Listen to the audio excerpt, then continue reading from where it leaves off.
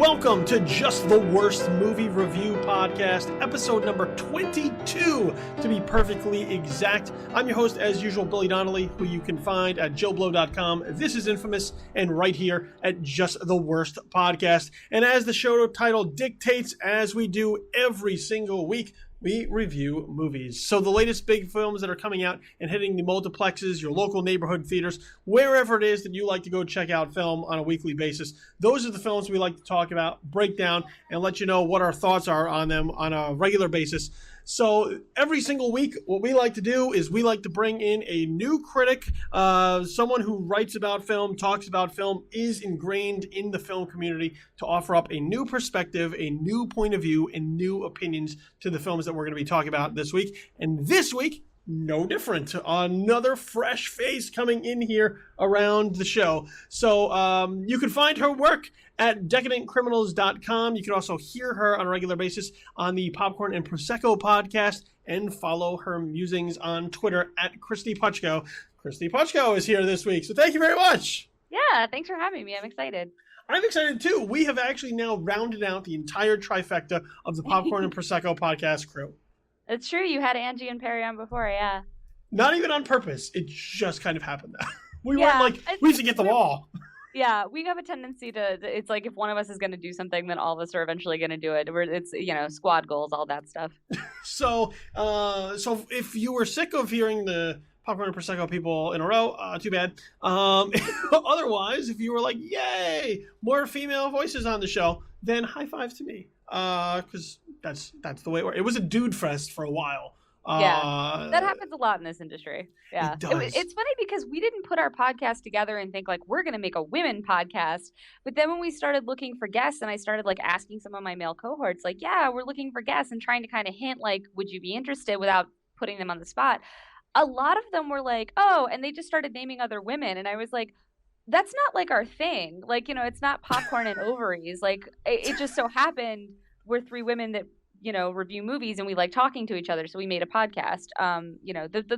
The idea of the show was more about like talking about movies in an informal way, which is like where the Prosecco comes in. Sometimes literally, if we can drink while doing the podcast, that's always a special day. I find that to be one of the best ways to do it. Because we record a lot of times in the mornings or the afternoons, I can't make it happen without turning into a raging alcoholic. Yeah, that was the problem we ran into too. Like initially it was like always a night recording, and then we got busier, and then it was like 11 a.m. in the morning, and you're like, do I really want to drink wine at 11 a.m. and then have to work the rest of the day? It was so, I think the answer to that is yes.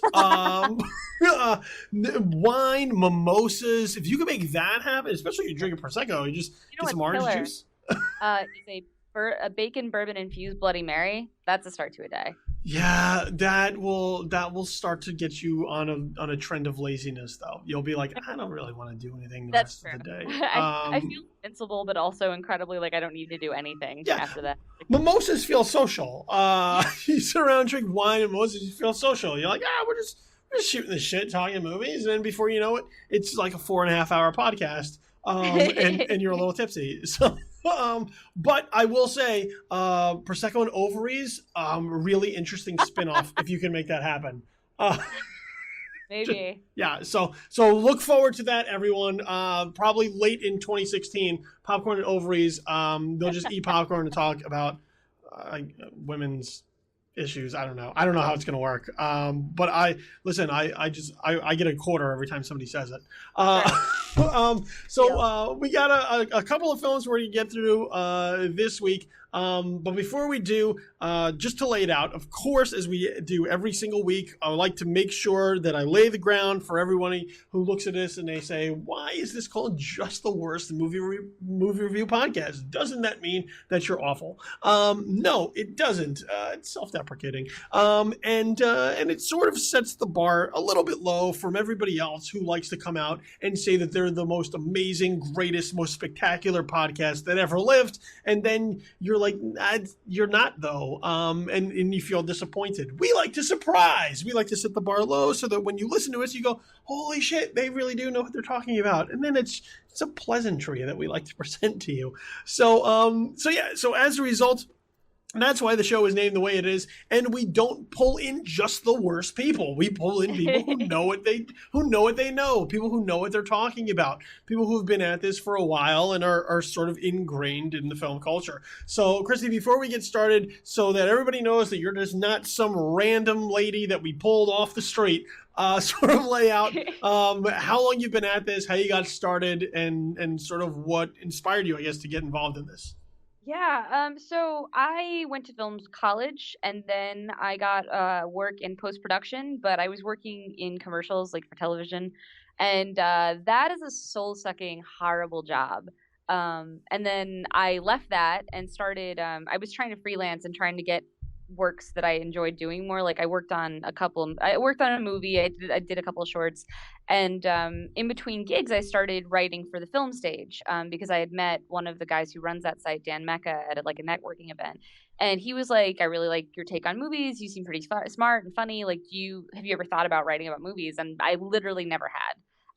And I was like, "Oh, I'll try this." So I started doing it kind of honestly as a hobby. I feel like anyone who's underemployed knows that it's really good to have a hobby so you don't just get sucked into a marathon of reality TV and lose your days, weeks, months.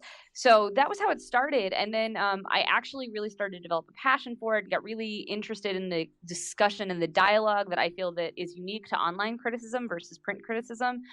And eventually I started getting more work writing than I was editing, which was partially because I was doing it more. And then I don't even know. I would say I think it was like 4 years ago. I full on made the transition and was like, I'm not going to be a video editor anymore. I'm going to be a writer.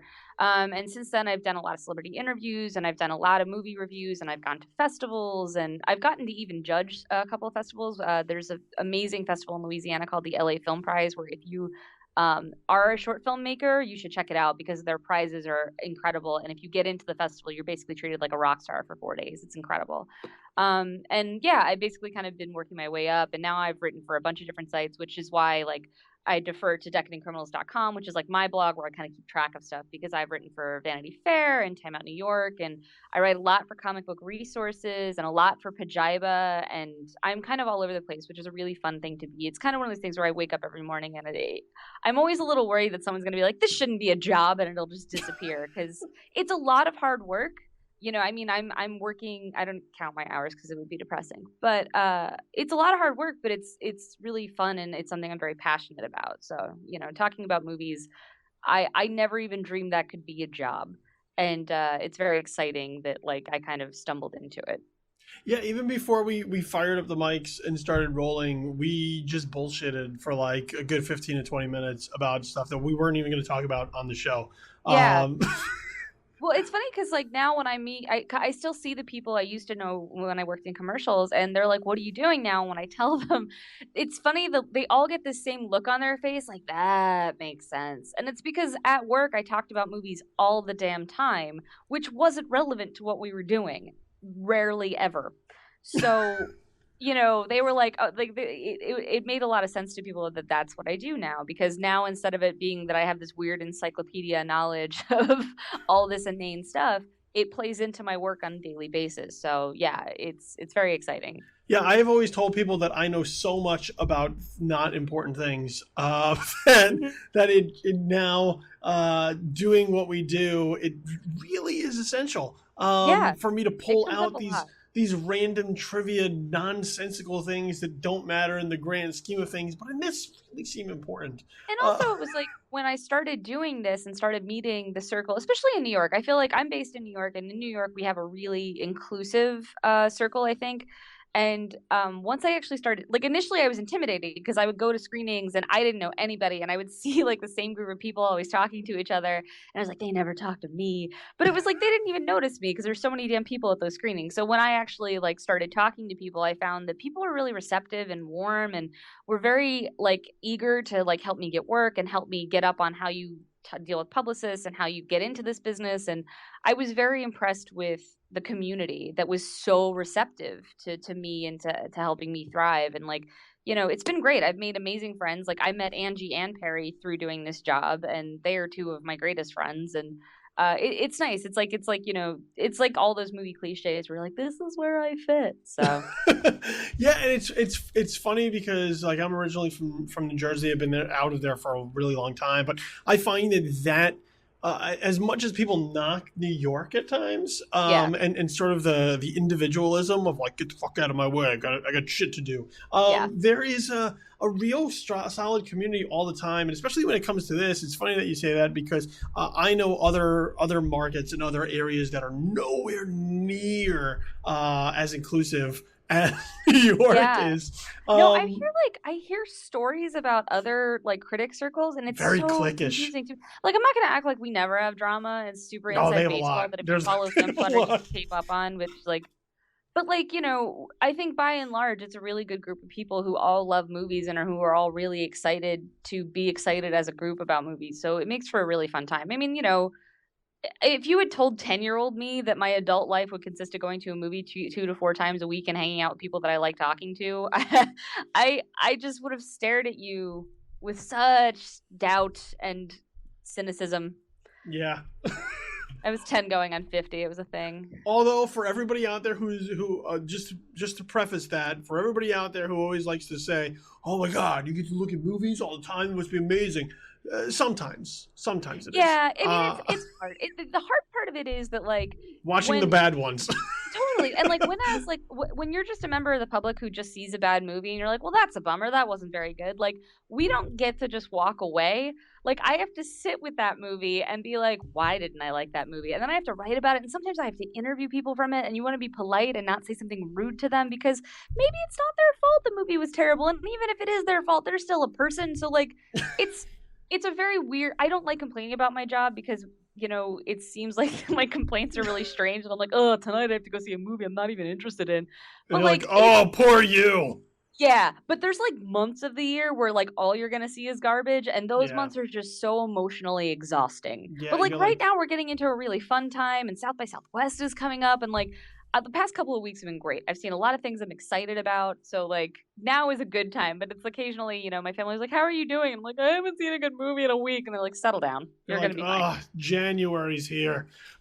January, September now. Last September was horrible. Yeah, September rolls around, you Usually go, like August. It's bad. maybe you look.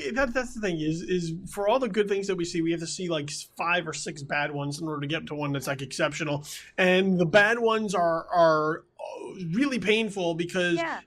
we never.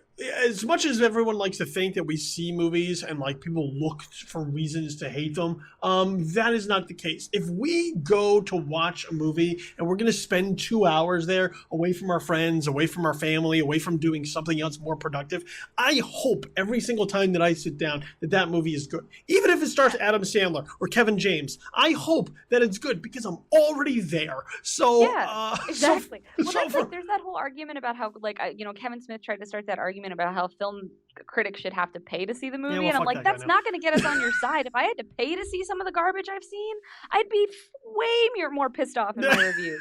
Yeah, Like, if you thought I was critical now, just wait yeah, until and I it's know not I had like to we lay don't out go in money with a for it.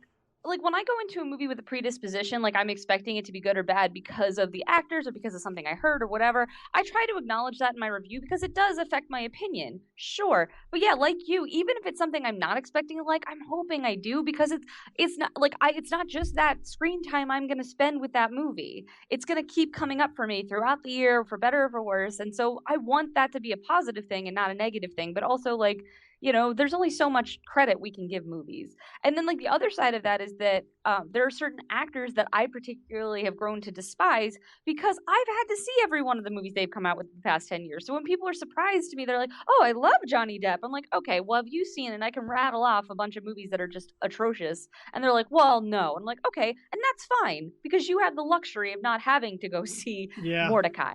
But like, I still hold out hope for Johnny Depp though. There is Johnny Depp stuff. I love early Johnny Depp. There's like a fracture. Yeah, me too. In But Johnny like Depp that's the thing. timeline. Like I looked at it recently, and like the last movie he did that I liked was like The Imaginarium of Dr. Parnassus. And one, I don't especially. It's like for Gilliam, it's a weak movie, and two, like he's barely in that movie. Yeah.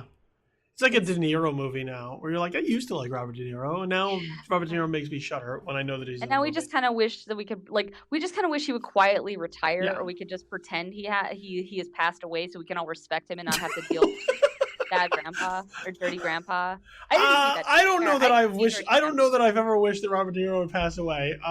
You're on that island all by yourself. I'm not saying that I want him to die. I just kind of would prefer he would quietly retire, so we could just treat him like we do actors who have died, where we only remember the good stuff they've done. You know what I mean? Like, I'm not saying he has to die. I'm just saying I want him to get out of the public eye enough that we can just remember the good times and not have to watch Dirty Grandpa too. See, I've rationalized this weeks back when we did our show and talked about Dirty Grandpa that Robert De Niro is now at this point just the retired guy who wants to get out of the house. Like, you know, when you go to like when you go to like the supermarket and there's just that older guy, he's bagging groceries. And, you know, he had like a much more important life. Doing. Well, him and De Niro should hang out, then we wouldn't have to watch. Gene Hackman, I believe, is hanging out in the Florida Keys. I believe that is what Gene Hackman does. I think he fishes and he hangs out in the Florida Keys. I think that is all Gene Hackman does. Thing, right? Like, you would love for Gene Hackman to come back, but that's because he went away. If he were making Dirty Grandpa movies, we'd be like, God, Gene Hackman, get lost. I went through like a whole month not too long ago where on Netflix I just had a whole Gene Hackman kick. I just watched Gene Hackman, like one Gene Hackman movie, and then Netflix was like, "Here, let's recommend this," and I was like, "Oh shit, Gene Hackman's in that one too," and I watched that one, and then it was like a string of like 6 or 7. It was like a streak. And I came out all right. I'll even watch a bad Gene Hackman movie. I'll watch Enemy of the State. I don't care. Gene Hackman's in it. That makes it better. Anyway, with that tangent out of the way, there was like a moment where we could have nicely segued into Eddie the Eagle, and instead I just decided to say that I wish Robert De Niro would just, like, act like we could just act like he was dead. I'm not saying I want him to die. To be clear, I just want us to treat him like he's dead. That's okay.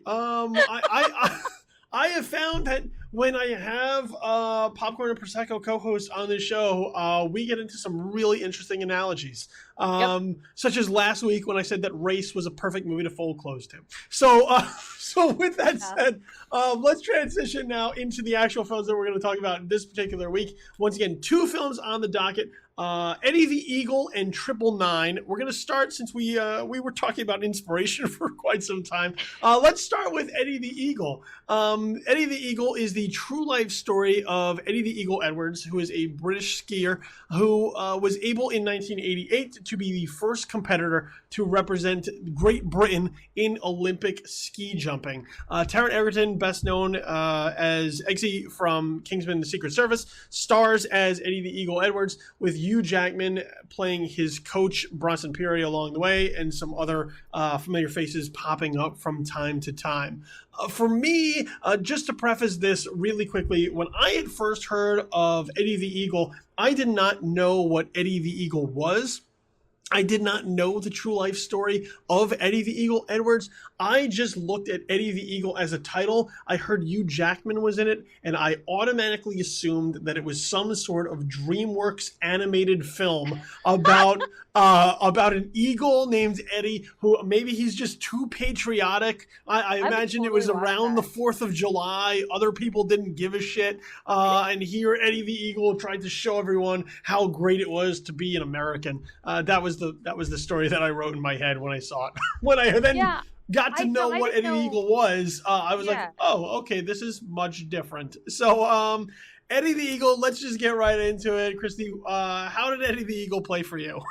Well, I have to say, so this came out of Sundance, and I was not going to see it just because it didn't, the posters and stuff didn't really do anything for me, and I was like, I don't care about skiing, I'm out. And then Perry Nemiroff, who was on my podcast, was so enthusiastic about it that I think she brought it up to me no less than 5 times that I had to go see Eddie the Eagle. So Angie and I went to see it on Monday. And there was one point in watching the movie where Angie and I like dissolved into each other because we were laughing so hard. And like in that good way, you're supposed to be laughing at this movie. I was actually really impressed because it is just 100% a feel-good movie. And it's adorable. It also is a movie that takes place in the 1988 Olympics, which is the Winter Olympics, which is the same thing that Cool Runnings took place at. Yes. So, and it's kind of perfect because those movies have a lot in common. Like they both have the underdog who like didn't get into the Olympics the way they wanted to, so they're trying to find kind of a crafty way to get in another way. And they both have coaches that are like drunk has-beens, and they both, you know, make fools of themselves in front of the world, but then redeem themselves. And I feel like that's not a spoiler because one, this really happened, and two, because obviously that's what's going to happen in this movie. So it was actually really funny to watch this movie and be like, oh, this is Cool Runnings, but about high ski jumping, which is a sport I had never paid attention to before. And I have to say, the movie does a really good job of, one, explaining how the rules work, and two, communicating the absolute bone-chilling fear of what these guys do. Because they're like, oh, they have to go up this ramp that's 70 meters high. And my first thought as an American was, I don't know how tall that is. And then thankfully there's someone that goes, 70 meters, how high is that? And they go, about 300 feet. And I'm like, holy shit.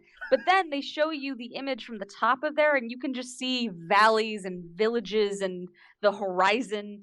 And I was like, oh, I would never want to be on the top of a ski ramp that high. So the film lands its stakes and sets up the sports stuff you need to know to understand those stakes very efficiently, which is impressive because race doesn't do that. Yeah, I was going in. I was somewhat skeptical after I learned that it wasn't a DreamWorks animated film. Somewhat skeptical because, and this is, you know, this is partially just the cynic in me coming out, is that I have seen so many of these types of films before. Like this is this is the type of film that like Disney used to just make all the time. You know, like there was Cool Runnings or like 12 Mighty Ducks films. Like this was the film about sort of the outcast that really has a dream, and how everybody just shits on that dream and tells them they're not good enough, and somehow they're able to sort of rise up and overcome all the obstacles in order for them to be able to do what it is that they want to do. So underdog sports movies, like I've grown up on underdog sports movies. I typically love a lot of underdog sports movies, but it's also gotten to the point where I'm like somewhat sick of them because they don't really do anything new. And they all just continue to sort of play off the same archetypes, the same tropes, same story structure. And you know, they're there to pull at your heartstrings and make you feel good, and everybody goes home happy at the end. I was surprised, though, at how well Eddie the Eagle connected with me. I fucking love this movie. Like a lot. Like a whole lot. And it's not even the sport stuff because, you know, once again, even that I found with race, like sometimes it's difficult to make Olympic events interesting to watch. Sometimes they're just not very cinematic. Cool Runnings is something that was able to sort of ramp up the danger of it, and sort of that I think is what helped play in it. I think Eddie the Eagle is able to do that as well by ramping up the danger of Olympic ski jumping by showing you how high these people are going, these athletes are going up there, how fast they're traveling, how difficult it is to land to land their landings, and also if you don't do it correctly, the fact that you are putting death on the table if you are not skilled in order to be able to do this. So there's some really great use of POV shots of Eddie when you're going down the slope, so you can feel that rush, and then alternately there's great shots of him and other people crashing. Yes. And I'm one of those people that like can't really deal with like America's Funniest Home Videos because of all the people falling thing, and I'm just like, oh god. So like that stuff really hit me and was like very distressing to me. So like that all works within the film where you're just like, oh my god, why are you know, your arm shouldn't bend in that direction kind of thing. Yeah, I mean, for me, it wasn't even so much like the sports stuff. I think is fine. For me, I think what hit the most was just the dreamer stuff. Like I am a sucker for movies about dreamers. I think because I myself find myself to be a bit of a dreamer as well. And you know, I'm gonna do this and I'm gonna do that and I'm gonna set out to do this. And trying to achieve it. And I think the thing about Eddie the Eagle is that this is a film about a guy who is absolutely balls to the wall, nonstop, head down, going to do what he wants to do. And I think it's one of those inspiring films that for a bunch of us who dream about doing certain things, but we always have excuses for why we can't do them, or something gets in our way and you go, ah, shit, that was hard. Maybe I'll do something else. This is a guy who, no matter how hard it gets, how difficult it gets, how much people tell him, no, you can't do it, he does not want to hear it. He is going to make sure to the utmost of his ability and headstrongness that he is going to set out to accomplish what he sets out to accomplish. And for me, that just hit me. I was like, man, how could you not root for that guy? Sure. Because that's the guy that we all want to be. Or the woman we all like. This is the person we totally all want to be, and for that, I just felt this connection with Eddie the Eagle. Well, and I agree with that. The thing that I don't totally mind, because this feels like they made it as a broad family movie and it's PG-13, and I'm fine with all of that. But the thing that when I sit with it a little longer, I wish it were a little more emotionally complex, because basically in Eddie the Eagle, everything is very paint by numbers. If you've ever seen a sports movie, you know what these beats are going to be. And so all of the characters are very one-dimensional, where it's like Eddie is a good guy who never gives up. His mom believes in him no matter what. His dad wishes he would just be a plasterer, like to a point that is absurd. And then so you don't they don't want to recognize why people get in Eddie's way, which is not really what the movie's about. But as an adult, I kind of got a little frustrated that none of these arguments get any complexity. Eddie's dad telling him ski jumping is crazy, people have been doing this their entire lives, and you're trying to do it out of nowhere and get to the Olympics in a year. That's nuts. That's not an overly harsh position. And then when he actually gets to the ski jumping club, the other ski jumpers make fun of him, which seems really mean until you realize that they've literally been training for decades. And then this screwball from England shows up and says he's going to go to the Olympics. I probably wouldn't be stoked to talk to that guy either. So it's I wish there were a little more effort to create complexity and shades in the character so you can understand more than why Eddie is the way he is. But the movie's so feel good, I don't totally mind, but I do wish it's not a mature film. What's funny is it feels very much. You mentioned those old Disney movies that were just kind of playing very kind of da da da da da, Yeah. and it's very much like that. It's actually so 80s in that they use the music and the way it's kind of made, where he is just a good guy, and they don't ever want to address anything that would make you not like Eddie. And it's interesting, and I enjoyed it, but I feel like it makes it a good movie, but not a great movie. You know what I mean? See, I think that there is something to deal with the complexity of why people don't want him to succeed, but I think it's a tough circle to sort of square, I guess, in that the reason that you would sort of I think sometimes the reason that you would want somebody like this to fail, and he's a super nice guy, to look at it and be like, I want that bad things to happen to that guy.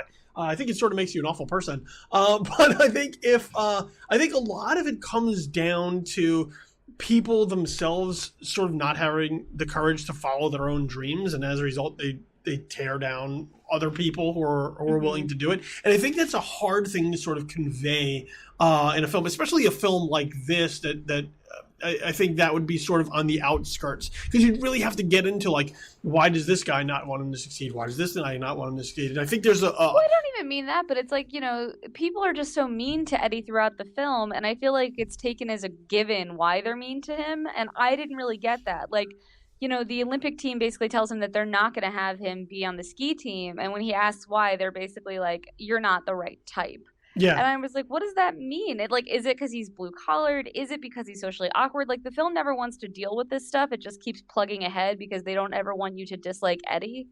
And I just think I would have preferred to have been a little more in the long term. I'd prefer to be a little more challenged. This is a beautiful little it's like candy. It's fun. I like it, but it's not especially deep. And I think that's my only main criticism for it.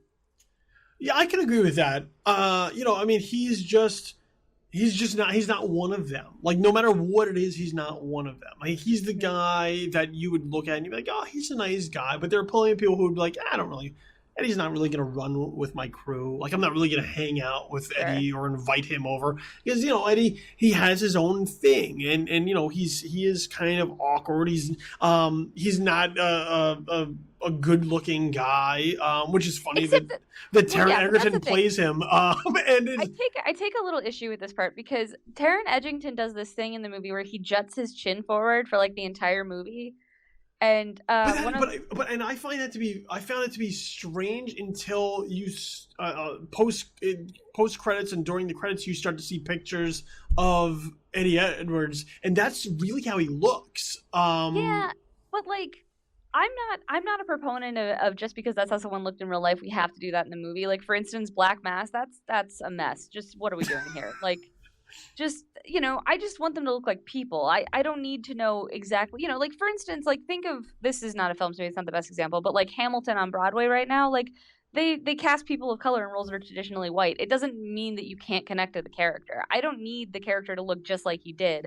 I think this crappy mustache is fine because it helps set the time where, like, I lived in the 80s, lots of men thought that was a look they should try.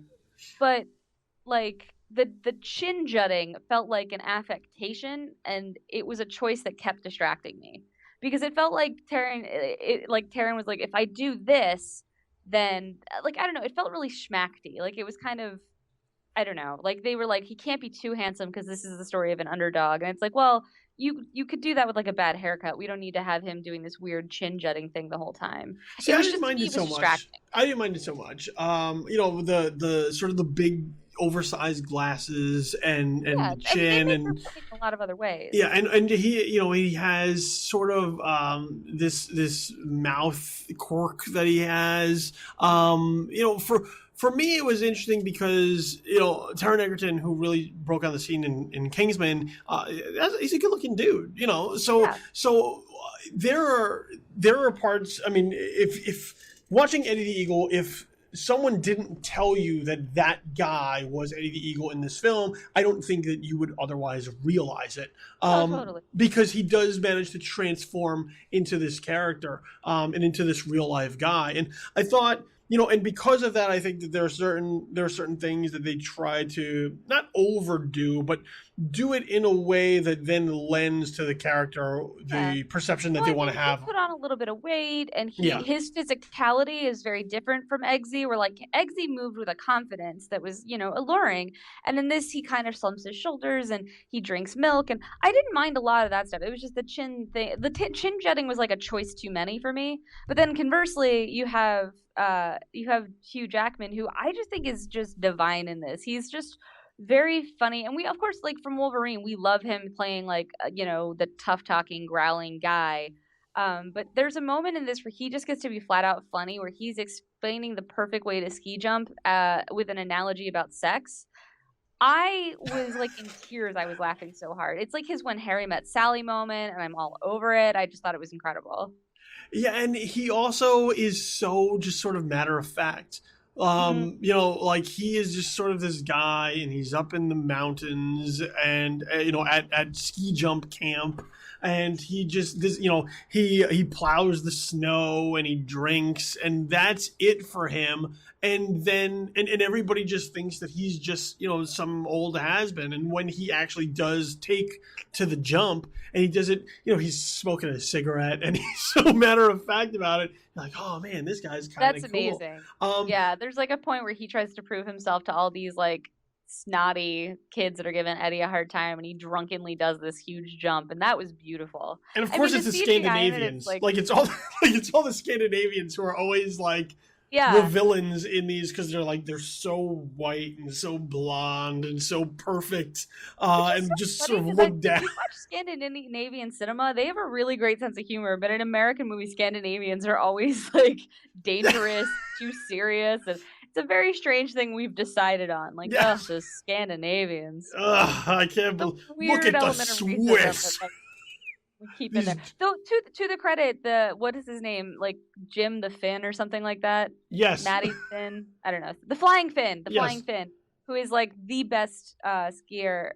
He gets like a nice moment where he does get some depth beyond just being like the hard-nosed ski jumper, and him and Eddie have a nice moment. But I think that the movie is really lovely. I wish it had a little more emotional complexity than it does, but it's really fun, and it's like safe to take kids to, because like the sex conversation is like adults will get what they're talking about, but I'm convinced that if I were a kid and saw this movie, I would have no idea. And then years later, like, oh my God, how did I miss this major moment? It's all about this thing. And the casting is lovely and wonderful, and there's a lot of fun people in it. And like Tom Wilkinson pops by for a second. You're like, sure, Christopher Walken pops in because why not? And like it's kind of lovely. See, I found the Hugh Jackman stuff to be not as strong as you did. Oh, really? Yeah, because primarily because I'd this sort of idea of the disgraced coach I had seen before Sure. in the past. John Candy in Cool Runnings is as we keep going back to Cool Runnings. I think it sort of sets a standard for some of that, and I just found that once we understood why Hugh Jackman was in the position that he was, I just didn't feel it to be all that compelling. Because I expected a guy who had sort of been maybe run out of the sport or looked down upon as sort of this disgrace to actually have done some disgraceful things. And when they were like, he just liked to party, I was like, that's not so bad. Well, but they make it more about like, it's you want to like even if your ambition is silly, you should take it seriously. Yes. And I think as a film critic, that makes sense to me. Where like I realize that like we were talking before, actually, this ties back that like it's a silly thing for me to complain about my job when like it's a pretty cool job. I get to watch movies and occasionally talk to celebrities. But like if I don't take my job seriously and if I don't work hard at it, then it is laughable. Like it's Maybe. my determination to do right by my passion that makes it great or not. But I find that there are also people who are still able to sort of fuck around and still be exceptionally good at what they do. They may not be fulfilling No, but I mean, and their Eddie potential. gets that across too. Yeah. Like Eddie's still a goofball at the end of the movie, but he's also proved that he cares. He's not just, he's not just a gimmick. Well, that's sort of the lesson of of the movie that they want to sort of wrap up later is that Hugh Jackman sort of does have this good moment where he's able to prove that he has grown as an individual, as an adult, and sort of passed on the right teachings to his disciple. And the thing about Eddie is that this isn't about a guy who expects to win the gold medal in the Olympics. This is a guy who started out just wanting to be an Olympian. And I think that really is what sort of set the tone for how well the movie landed with me is there's this really extended sort of opening sequence of Eddie trying to do whatever he possibly can to be an Olympian. Like it doesn't matter what the event is, he'll try it. He'll try track and field. He'll try high jumping. No matter how many times it snaps his glasses. Yeah, which, no matter. As someone who grew up with those gigantic '80s glasses, I connected. Well, no matter how many times that does it for you, he is intent on doing it to the point that then when he is ready to give up, he realizes that the Summer Olympics are not for him, and now we're off to the Winter Olympics. And he literally realizes which event he's going to pick because a poster falls in a certain way. Like, I mean, it's like moments like that where you realize the movie is like, you've seen these movies. We're just going to jump through. Like, this so is the convenient. Yeah, and it's like they don't care. Like, because that's how life works. Yeah, well, it's lovely because like I do appreciate that the movie is like you've seen these movies, so we're just gonna hit these beats. Like we don't need to dwell on them. You know how this works. It operates on a shorthand that I find very effective.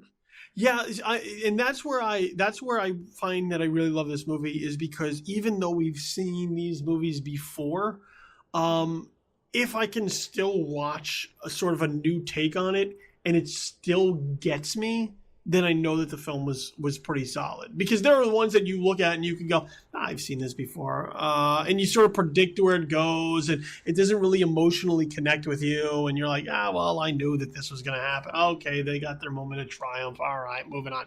And those are the ones that I feel just sort of fall flat. Like they just, they go paint by the numbers wholly, and they don't really call upon you to invest emotionally in it. I thought Eddie the Eagle did a much better job on that level, and that's why for that one, I could not recommend this movie more. If you're like having a shitty day or you're just feeling down, you go watch this movie, make you feel fucking amazing.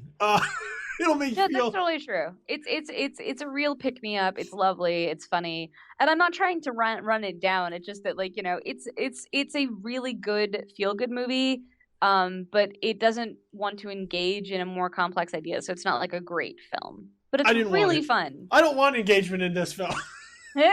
I'm okay with zero engagement. I'm okay with walking out of this film and being like, oh man, like I felt emotional watching this one. I have a question. I got misty. I did get misty towards the end. As a kid, when I saw Cool Runnings, it did make me want to try bobsledding. Thankfully, not at a time where I had any access to bobsledding, because I probably would have snapped my neck. But did this make you at all want to high jump? No. This made me absolutely not want to high ski. Cool Runnings made me want to stay the hell away from a bobsled, because I saw how dangerous it was. This, I think, adds a new level of respect for ski jumping, because I think when you watch ski jumping, you sort of be like, oh, if they just go and they go down fast, and then they just go in the air and then they land, whatever.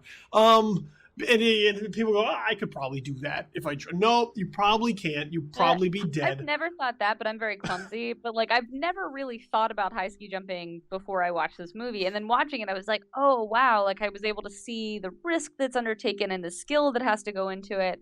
And for me, it was a little bit like 127 hours, where I was like, that is very fascinating. I never want to do that activity. Yeah, I would never want to do this. In fact, even just like snow tubing, it may be sort of apprehensive about if we go too high. So two pretty high recommendations, I think, for Eddie the Eagle. Good, solid, feel-good film. Which is harder to do, having seen so many of them over the years, than I think people give her credit for. The next film we're going to talk about is 999. This is John Hillcoat's sort of ensemble crime thriller heist dirty cop piece that features a pretty amazing cast when you look at it. Casey Affleck, Chiwetel Ejiofor, Anthony Mackie, Aaron Paul, Norman Reedus, Woody Harrelson, Kate Winslet, Clifton Collins Jr., Michael K. Williams, Teresa Palmer, Gal Gadot. Look, you just look at it and you're like, oh my God, look at all the names that are in this film. And sort of deals with a group of crooked cops as well as some criminals who are involved over their head with the Russian mafia, who are forced to go forth with, quote unquote, one last job, in order to sort of square things and make all sides happy and even. Casey Affleck plays the one cop who seems to have a pretty strong moral compass, who is sort of caught in the middle of all the dirt and shit just flying all around him. So, Kristy, 999, how did this one play for you? So I want to set this up with, as we talked before, I like to give context when I feel like it's necessary. Sure. I really like John Hillcoat as a director. He did The Proposition, which I think is a beautiful Western, and he did Lawless, which was one of my favorite films of that year. But because this movie kind of came out of nowhere and has so many stars, I was worried that it was going to be bad. It sounded like the studio was hiding it. I didn't understand why, when you have a cast like this, are we not hearing about this movie all the goddamn time? And the simple answer, I think, is because it's a movie about violence against the police. And right now, that is a hard sell. So it's actually, I found it to be a very good movie. I was riveted. I was very interested. I thought the casting is really interesting because you have some cast members in it that, like, Woody Harrelson plays like a pot smoking detective, and you're like, oh, of course he does. And that kind of totally works. But then what's cool about that is because he's playing a character you anticipate, he can surprise you with things about the character that you wouldn't expect. Alternately, you have someone like Casey Affleck playing a character who is an idealist. And like Casey Affleck is not, he's normally playing the one who is like afraid of like in the Jesse James movie, or he's playing someone who is just sick of the institution, like he does in Gone Baby Gone. But in this, he's playing someone who believes in the system and is trying to play by the rules and is trying to do his best as a cop. And it makes for a really interesting juxtaposition. Also, Kate Winslet as a Russian mob boss is one of my favorite things. I saw that in the trailer and thought it was going to be kind of campy and delicious. And instead, she plays it really, really seriously and very firmly. And I was afraid of her. It was amazing. So I actually think this is a really great heist movie. And another thing I like about the heist aspect of it is they don't do that thing that has become really popular since the Ocean 11 reboots, where they're like, we're going to explain what the heist is and then subvert that by not having that same thing happen. They don't explain the heist to you in this. They just are like, okay, we're going to talk about what we're going to do, but they don't tell us what they're going to do. So then when the heists are going on, we don't have that safety net of expectation. And it made it really exciting for me. I thought this movie was just riveting and fun, and it was way better than I expected based on the way it's kind of quietly coming out right now. You're much higher on this film than I am. I just thought it was okay, for a number of reasons. I think that there's a lot going on in this film, too much at times, that it doesn't really know exactly what it wants to be. Is it about, sort of us? Is it this us versus them mentality of sort of doing what you need to do to survive on the streets and taking care of yourself and your own? Is it sort of this cop movie about trying to do the right thing and fighting back against corruption within your own ranks? Is it a Russian mafia movie? There's a lot of stuff going on in here, and I don't know that it ever really commits to any of it enough that it makes for a sensible story. I think it just sort of flies through a lot of these areas, and as a result, it's not breezy, because there are times where it feels often bogged down in certain aspects, but I just didn't feel that any of those aspects really connected with the others to sort of make a well-rounded film. And my other part is that it's also difficult to know who this movie is about. There's so many characters here that are all doing so many different things. And I realize that there are, a lot of tremendous talent in here to sort of make it an ensemble, but I never felt that it committed enough to any of those aspects to make them as meaningful as they'd like them to be. And that I think if you sort of had maybe a central protagonist whose eyes you're sort of seeing everything through, that it may have come together a little bit better around that character to then once again move through corruption in the police force, as well as the Russian mafia, as well as these other aspects that it's trying to examine. So for in those ways, I just thought it was okay. I thought, criminals can be interesting if you give them the time to be interesting, but some of them are so surface level. Like Chiwetel Ejiofor is sort of the front man of the criminals. And he doesn't really get a lot to do other than the fact that he has a kid involved in the Russian mafia side of it. I so disagree. That's so okay. I'm sorry. Go ahead. Finish No. thought. And so as a result, like I never really got a sense of who this character was, other than sort of the forces of nature are being imposed upon him to have to act a certain particular way. Even somebody like Anthony Mackie and Aaron Paul, like they have their little moments to just sort of give glimpses as to like, well, this is their particular role in this operation, but I never really got a sense of who they were. And as a result, watching this, while there are some really cool segments in it, mostly early on, dealing with sort of the heists, it felt very Heat-like in a number of ways, and just visually, the idea of sort of the masked bank robbers driving with the dye pack sort of smoking out of the van, I thought was a cool segment. But I felt I was watching a lot of this film sort of detached from it, very at a distance, because I never felt like it wanted to let me in as far as who these were. Well, see, for me, and I mean, maybe I don't know. For me, I was pleasantly surprised by how the film is an ensemble and how there isn't a central character so much. And it is a lot of information to process, and like but I kind of like that because it kept me engaged, and it kept me having to focus on what was going on instead of allowing me to kind of tune out and whatever. And I really actually thought that Chiwetel Ejiofor's character was really interestingly done, because they introduce him as a criminal, but then you find out kind of why he got into being a criminal, and like the ties that bind him to the Russian mafia are really complicated, and that all played very interestingly to me. I do think there are characters that don't get enough screen time to be anything more than one-dimensional, but my argument on that would be Clifton Collins Jr., who is just a dirty cop who seems to be like, well, we got to kill a cop, let's just do this. Which is that's not a spoiler. That's in the trailer. It's what 999 means. It means that to distract so they can pull off a heist, they were planning to kill an officer. A 999 would be police code for an officer down. Yes. 999. And I really liked the way I felt like this wasn't a story about one character but a world that I'm not a part of. And so I was very excited to kind of see what it's like.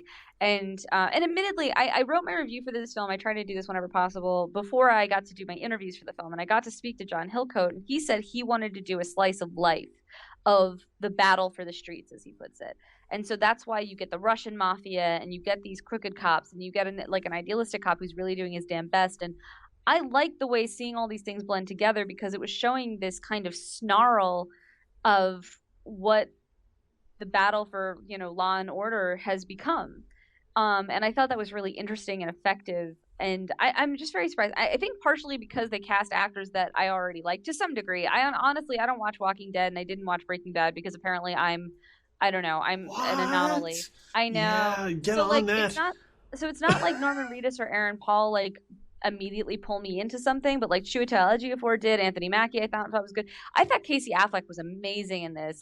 When they were he's going to be the idealistic cop, my first thought was what? But he lived in that role, and I really bought it. And I don't want to say who Michael Kenneth Williams plays. I just want to say it's so against type that I literally had no idea until the end credits, and then was astonished. Yeah, it is definitely a surprising piece of acting. I don't want to give it away, because I want people to watch this movie and look for him and then be like, what? Yeah, when he shows up, you're like, is that? No, yeah. Amazing. I interviewed him once, and he is just the coolest guy. But yeah, I really enjoyed this movie. Do you like Hillcoat's other movies? I think they were Lawless. I thought was okay. I find that not that they're cold, but I feel like they do operate at a certain level of sort of emotional detachment. That makes it difficult for me to really sort of sink my teeth into the characters. Here, I found the most sort of humanized characters were the cops, and not the dirty cops. The cops that are actually trying to do their cop work. I thought Harrelson is sort of the sergeant detective, the pot smoking sergeant detective. I thought he was interesting because he gives you sort of a sense of what cops need to do in order to make things happen in solving crimes, working their sources, trading information, getting down into the street and building these relationships with people that will lead to valuable information that may help you catch someone who's doing something or being wise to something larger that may be going down. So Harrelson, I thought, was really good. I agree with you. I thought Affleck was amazing in this film. And I think between this and The Finest Hours, I think you sort of got a sense of how good Affleck can be, and how much more I wish we could see of Casey Affleck doing more sizable parts in films like this. And looking at him sort of on the surface at the start, it has a very sort of Ethan Hawke in Training Day feel to it, sort of this idealistic cop who's going to come in and hopefully he's going to try and change the system.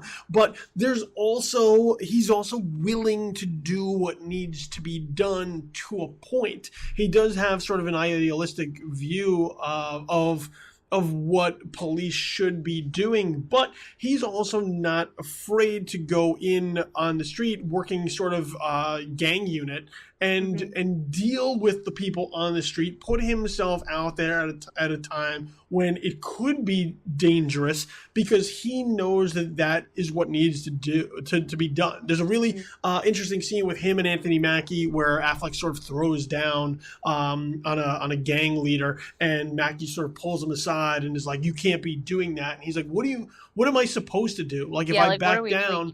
Yeah, he's like, well, A, what are we doing here? And B, if I back down, how am I supposed to get any sort of respect from them on the street whatsoever? So there is that sort of street level of policing that I think we don't always get enough of. And part of that, I think, comes from people watching too many TV procedurals where they think everything is so nice and easy and clean and put together. And here I thought Affleck on that level was really solid. But yeah, you look at Mackie and Paul and Reedus, and they're just sort of there. I thought Reedus was interesting to the point where they gave him something to do, because he is sort of the architect in a number of ways, Mm-hmm. as far as how He the gives more jobs. depth in this than I expected Yeah, based on the role. but then very quickly he's out of action, and I felt like that was sort of a missing dynamic Interesting. that could have held the crew together a little bit better, for those very reasons. But yeah, I mean, I think there's a cool couple of sequences in it. Like I said, the opening heist I thought was pretty interesting to watch visually. I thought it was cool to see too. But then as we go and you sort of just get into like, well, they're dirty cops going to do dirty cop things, and how are the dirty cops going to get brought down when money's involved, and who's going to turn on who and whatnot. And then that sort of started to seep into not familiar territory, but territory that I didn't find as interesting as if I got a better sense of who these characters were on an individual level. Mm-hmm. Well, like I understand what you're saying that that Hillcoat's films seem to have like a chilliness to them, Mm-hmm. but for me, that's kind of what I admire is that there's this surface level where things seem very cold. I mean, he also did The Road, which is a post-apocalyptic movie for God's Which I sakes, but love, by the way. sure. But what I like about his movies is that within this icy, gritty edge to it, there's these cracks and fissures that show you that these are more than bad men, or in the case of Kate Winslet, bad women. There are things that they care about and things that they love, and like that allow to make them that make them relatable, and it gives it a moral complexity in his movies that I really admire because, it's funny because I feel like the reason I like this more than you did, and the reason you liked Eddie the Eagle more than I did, is the same issue, which is that I really love when a character has a moral complexity where they give me reasons to like and not to like them, because that conflict and that struggle, it hits me more as a viewer. So like in this, I agree that there are a lot of characters and there's a lot going on, but I still felt that there were enough breadcrumbs of humanity in each of these bad characters that I felt really connected, and like I didn't know who I wanted to triumph at the end of this movie. And so it was interesting because as we clock down and like the body count goes up and things get crazier, like I wasn't sure what I wanted to happen. And I really I love that response. Like I always, for all the movies I see as my job, when a movie can surprise me and knock me off balance, that's a real treasure for me, and 999 manages to do that because I think they set up enough things that they were subverting expectations that I didn't know where it was going to go, and that was a lot of fun for me. See, it's funny you bring up The Road because I actually just had a conversation about The Road the other day, and I know there are people who have problems with The Road because of that particular coldness, and I actually find that The Road to be one of his warmer films, because I remember having seen The Road in the theater, having sort of just became a father and connecting with the father-son relationship, and having that sort of be the emotional draw in for me with The Road, which once again I think some people look at and they go, I didn't really feel anything about it. I was like, if you ever had a dad or a kid, I think you can sort of identify with sort of that relationship. I didn't really, with Lawless, with 999, with The Proposition, I never really felt that connection to the characters as far as what they were doing. And this isn't one of those things where like I need likable characters. I didn't find them to be as interesting on those levels as maybe The Road, which I know is one of the films that people look at and say, I find that film to be sort of distanced. So I mean, 999 is all right. Like I didn't find myself bored by it. I wasn't sitting through being like, oh, when is this going to end? I just wish that there was something a little bit more that I was able to connect to, as opposed to me just sort of sitting there feeling like the movie was just passing me by. And then when it was over, I was like, yeah, okay, saw that. And then sort of moving about my day. Like I said, Affleck I think is really good. I thought Reedus was good in the short bit that he gets. I thought Harrelson was good. Winslet, I found that to be such an odd character. I loved it. Yeah, I mean, because have you ever like weird. seen those like mob wives on TV? Yes. But like she nailed that. It's the type of role that you would look at and be like, Kate Winslet, what the fuck are you doing in here? I was distracted by her manicure. I was terrified by her giant hair. Yes. It is such a non-Kate Winslet role to play that it makes it odd to watch because it's you would never expect Kate Winslet to be in that part. You never Every in a time million she years. showed a new outfit, I was elated. Yeah, It's exactly. It's like she's in all these gaudy clothes, and but it all like and the pulls accent. together. Yeah, and the accent nailed. It's funny because it's like I said, like when they're like Kate Winslet as Russian mob boss, I was like, what are we talking about? But I actually thought she was really fucking terrifying in that part. Yeah, I mean there is a certain bit of ruthlessness to her that I think is effective, and they do it very early on. There's just one visual of like two people in a trunk, taped up and bloodied, and they hold up With a a bag of yeah, teeth. they just hold up a bag of teeth, and you're like, oh shit, they mean business. That's like a quick insert shot, and I was like, what is happening? Yeah, but then beyond that, that crew doesn't ever really do all that much. Beyond that, like that's out there to sort of set the tone and say like, look, they're dangerous. But then all they ever really do is sort of threaten vaguely that something is going to happen. Not too vaguely. Well, I mean, you get one other death to send a message, but I found that three decapitated heads on the hood of a car was much more like holy shit.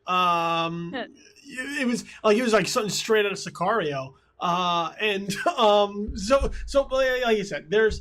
I can see where somebody would look at this. I can see where you would look at this and say, like, no, I dug it. But for me, there wasn't enough there. I think there wasn't enough there considering how much it was going on. I wish there was either less going on, or I don't want to say that the film was longer, but I think that there were aspects of the film that really needed to be fleshed out much more to sort of work for me, and I don't know that 999 as it currently is comprised was able to do that.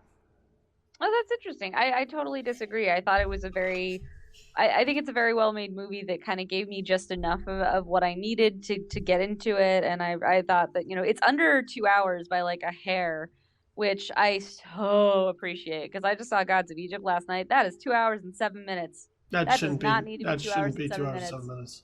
Yeah, totally. So like I like this a lot. I thought this was like a nicely made, like a nicely succinct, frightening, riveting movie. And I thought like the car chase scenes and the heist stuff was genuinely exciting. Like I often tune out in car chase scenes because I don't know. There's like a certain point where I'm just like, what are we doing? Like it's just cars running around. But like in this, like the sound design is so retching, and the close-ups of like snapped off with side, I don't know, cards. The side view mirrors, yes. Yeah, I live in New York and I don't drive, so I don't know cars. But like that stuff all really like riveted me to the. I thought this was so much fun. I was very excited to watch it, and yeah, I don't know. Like, if I were to say which movie coming out this week, I'd say people should see. My vote would be 999, but that would be with the caveat of like, do you like intense R-rated thrillers? Otherwise, Eddie the Eagle. Look, we can civilly disagree on 999, and that I'm not expecting to sell you on it. I mean, no, and that's the point of this show, is to be able for us to be able to talk about films, and I'm not always going to agree with my guests. My guests aren't always going to agree with me, and that's okay. It's also to prove the fact that you can have discussions with people who feel differently about a film than you do, and not feel like your opinion is invalidated by the fact that they may not like or do like the film that you do or do not.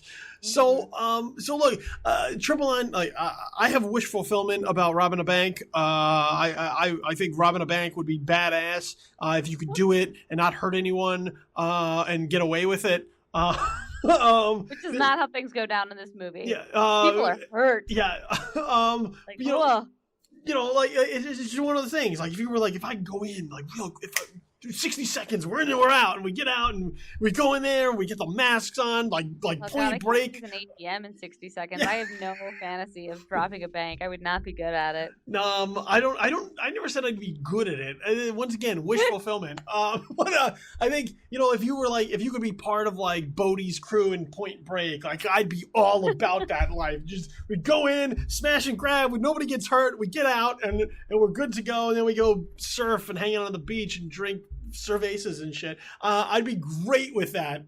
Even something like Heat, where nobody dies. Like I'm a bank heist. I'm like, yeah. Here, bank heist. I'm like, fuck yeah, let's do it, man. And then the rest of the movie, I was like, I wish there was more bank heists. Just give me 2 hours of bank heist. I'll fucking watch the movie and I'll love it. So I dare somebody to make that movie. Go right ahead. So just to recap the two films that we talked about this week, Eddie the Eagle. I'm a little bit higher on Eddie the Eagle than Kristy is this week. Kristy does really like the film. Yeah. Not enough complexity and depth for her. Complexity or depth never really factored into the equation for me. I fucking love Eddie the Eagle. And I could not recommend this one more. Go see it. It'll pick you up. This is the one that makes you feel good and warm and cozy, just right in the gut. As far as 999 is concerned, Kristy, much higher on this one than I am. I just find that there was way too much going on in this movie, and not enough of it was fleshed out for me to really enjoy it. Sort of felt emotionally detached watching it. But Kristy, on the other hand, really excited by a little bit of everything in it, particularly all things Kate Winslet. Yeah, agreed. She's amazing. But we both will agree, Casey Affleck, fantastic in this movie. So while I'm not crazy about 999, I can at least say, if you go see 999, I think there are some things that you won't necessarily be disappointed in. I think Affleck is sort of the key to that. And the lukewarmest of praise. You'll probably not likely be disappointed in parts of the movie. Look, there's a bank heist in it. Like how can I totally hate on a movie with a badass bank heist in it? But just put a bank heist in a movie, you'll at least get some praise from it. So these are the keys to making movies that I like. Bank heists, put one in there. Even if it, like Eddie the Eagle, probably would have been like number one of my 2016 top 10 list if it somehow had a bank heist in it. Just putting it out there. I don't know where it would fit, but if you put one in that movie, it'd be fucking amazing. So before I let you go, Kristy, let everybody know where it is that they can find you out there on the interwebs. Yeah, you can find me on Twitter at Kristy Puchko. It's KristyPuchko. And I write all over the internet. This week, my review with John Hillcoat will be on IndieWire, so look for that. And my review of 999 will be on Spinoff, Comic Book Resources. And you can find my career highlights at decadentcriminals.com. And also, don't forget the Popcorn and Prosecco podcast, which you can find her joined with Angie Han as well as Perry Nemiroff, previous guests of this particular show. So that's a plug for both Popcorn and Prosecco as well as the previous episodes of the show. So go back into the archives and you can listen to that. Popcorn Prosecco's on iTunes, so it's super easy to go and check us out. We're also on YouTube because sometimes we do video. Well, see, there you go. And don't forget, look forward later into the year to the spin-off Popcorn and Ovaries podcast. It's gonna be fucking amazing. I don't know what it's gonna be like. I want to hear the theme song. I think that right there will be truly amazing. I don't know what we would do for that. Like right now, like our opening sound is like popcorn and a bottle popping for Prosecco, but I don't know. It's gotta be like a baby coming out or some shit. Oh God, no! I don't think anyone want that. I mean, that's all I can really. I mean, what does the sound of an egg dropping sound like? Just we took an egg and a hard-boiled egg and we dropped it in some water. Plop, there it is. Pop. That got really disturbing really quickly. Okay, make sure you follow all of our social media accounts over here as well.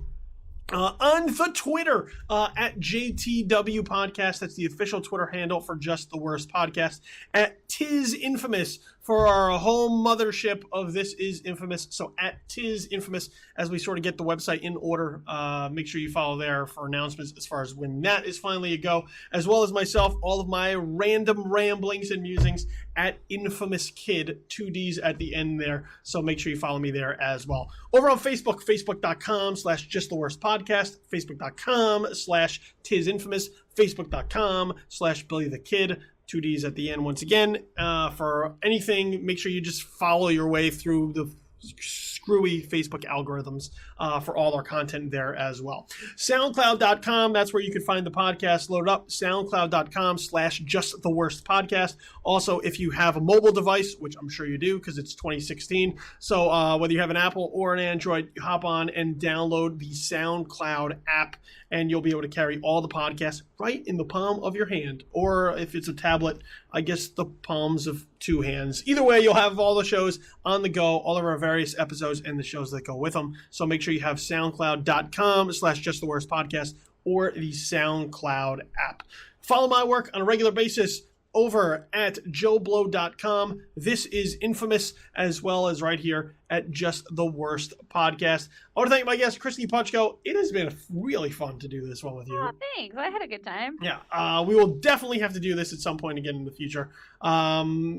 Probably around the launch of Popcorn and Ovaries to really give you that push for the launch.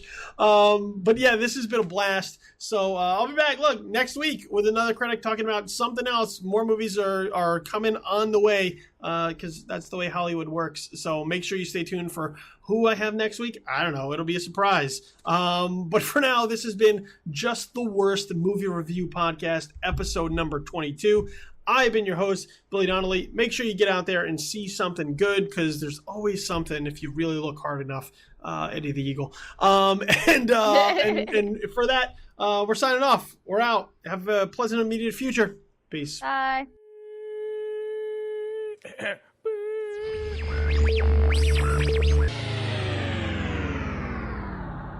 Just the Worst Movie Review Podcast, episode number 22, has been a presentation of Just the Worst Podcast.